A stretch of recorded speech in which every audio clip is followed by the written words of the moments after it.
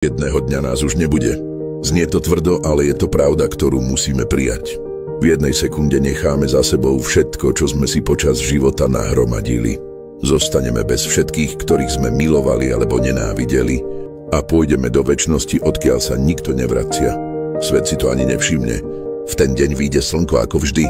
Kvety budú kvitnúť a voňať, ľudia pôjdu svojimi cestami, ako by sa nič nestalo. Niektorí z našich známych neprídu ani na pohreb, pretože budú mať dôležitejšie veci na práci. Len naši najbližší budú plakať nad našimi telami, odprevadia nás naposledy a potom bude nám to jedno. Ale kým žijete, premýšľajte o tomto. Keď budete pľuť oheň na iných ľudí, keď sa budete hnevať, pretože vám ušiel autobus, keď budete hovoriť zlé slová, keď kričíte na svoje dieťa kvôli zlej známke, keď moknete v daždi a zúrite na všetkých okolo, áno, kvôli tým úplne nedôležitým maličkostiam.